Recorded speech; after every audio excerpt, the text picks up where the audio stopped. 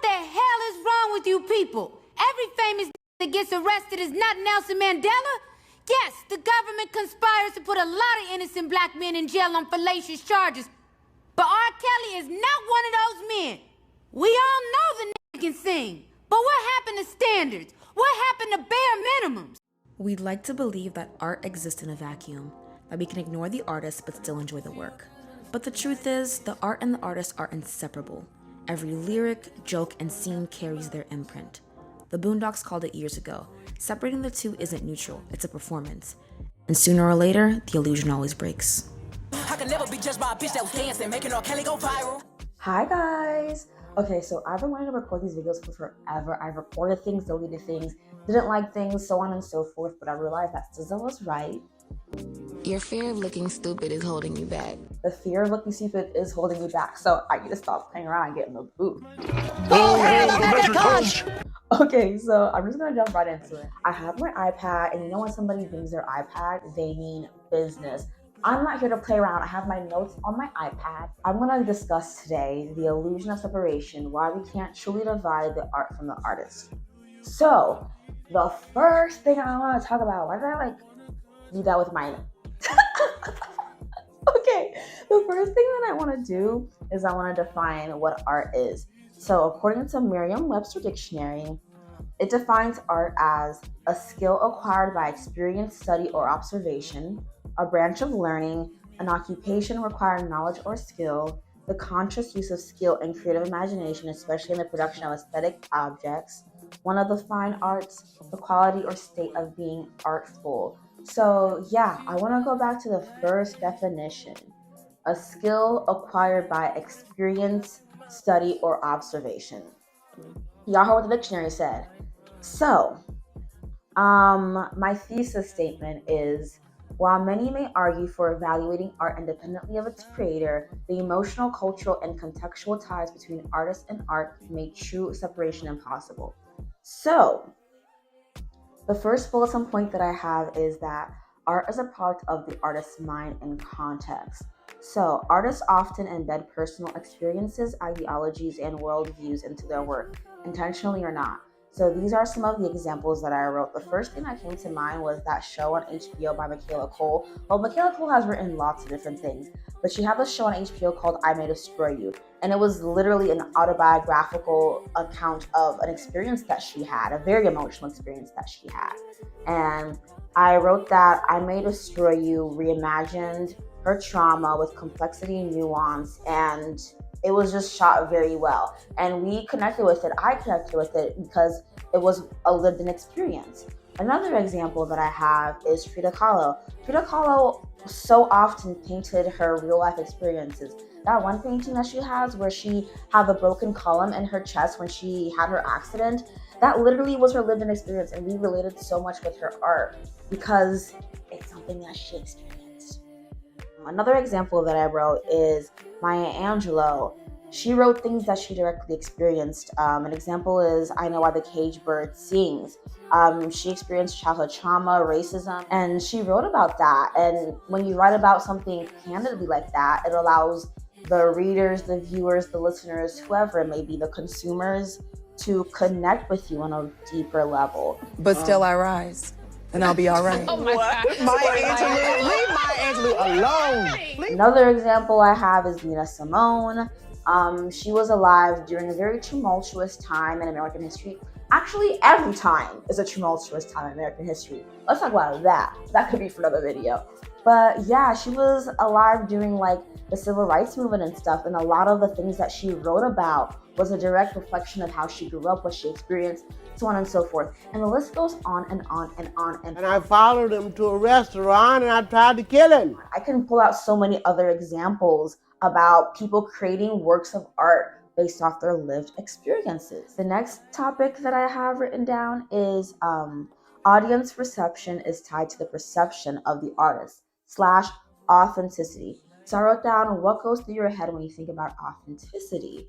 I wrote down that I would define authenticity as emotional truth, vulnerability, and it's rooted in lived-in experiences. Our experiences of a work of art is shaped by our knowledge of the creator. So often audiences value art that feels real. and how that realness often comes from the artist's own life. In my opinion, in my opinion, great art is often autobiographical, even in abstract form. Example is that artists channel trauma, joy, identity, heritage, and beliefs into their work. Without the artist's personal context, art loses depth or it can be misinterpreted. Authenticity also builds trust with the consumer. Imagination. Another bulletin point that I wrote down is cultural impact and responsibility. Separating the art from the artist creates a false neutrality. Knowing an artist's values, behaviors, or beliefs colors how we experience their work, whether we like to admit it or not. Authenticity means acknowledging that art is a reflection of someone. I highlighted this part right here. Art is not created in a vacuum. What did that lady say about the coconut tree? You think you just fell out of a coconut tree? You exist in the context of all in which you live and what came before you. Yeah, literally, our experiences are always contextual. There's always going to be layers and layers of different shades of gray. We don't exist in a vacuum. Our experiences shape us, our environments shape us, our biology shapes us. This is a tale as old as time. So you can't really separate both when art itself is creation and we are creations. Oh, y'all ain't. That was a good one right there. Okay, the next bulletin point that I have is the fallacy of objective consumption. All interpretations of anything is always contextual, like I said earlier.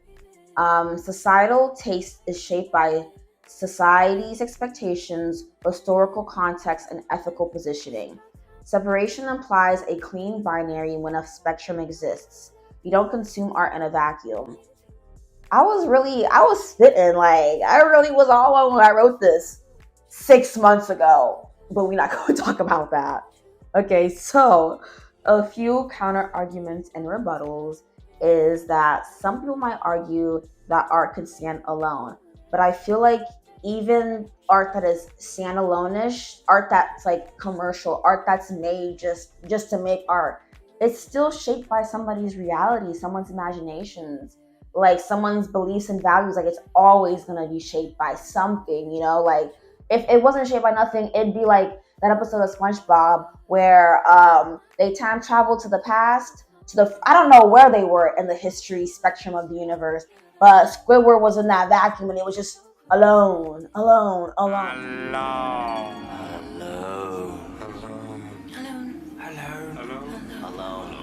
That's how the world would be if there wasn't any context or vacuums. It would just be nothing. Some people might say that authenticity doesn't require a full autobiography. Autobiography? Why am I having a hard time saying words? It doesn't require a full autobiography. I'm just gonna skip over that word. I say it do sometimes, because it does require, at least, at the very, very least, intention, perspective, and presence. Another argument that somebody might say is that if we disqualify every flawed artist, there would be nothing left. And I would argue that it's not about erasure, it's about responsibility and awareness. Ethical engagement matters. We need to probably we all need to critically think a little bit. Like, I'm the only one who understands the complexities of this ambitious cinematic masterpiece. please, just for the love of Black Jesus on Beyonce's internet, we need to critically think as a collective. Like, bring back thinking. Where are the thinkers? Where are the thinkers? Where are the thinkers? I also wrote that I would like us to work towards an ethical framework of engagement and consumption. I know there's no ethical consumption under capitalism. I know. But like, we can at least try. We can at least try. Please, the world is burning. Please, let's at least try. Like, come on now. I decided that I wanted to do this because I feel like Jaden Smith was right. We do need to be thinking about the political and social climate of anything and everything. He really ate that up. Like, he was really right with that. Oh my God. Like, can we talk about like the political and economic state of the world right now? So for me as an artist and as a creative, art is very cathartic for me. It's a relief. It's a release. And the reason why I do certain things is because of the things that I've experienced, the my goals, my dreams, my fears, my anything. Like the reason why the world is how it is because people be feeling things. I just realized that I did not write a conclusion. I wrote some. I didn't write a real conclusion, but I wrote some. Bear with me, okay? I wrote, the separation of art from the artist is a comforting myth. It's useful sometimes, but it's literally just an excuse. And it's just an excuse. Y'all just want to make excuses.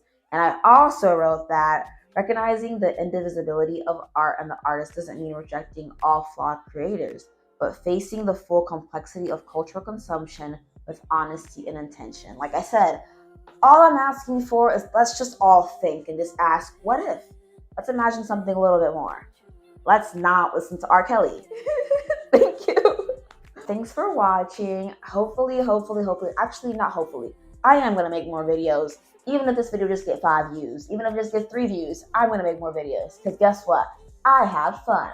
I had a good time. This is my channel and I get to do what I want. Yeah, bye.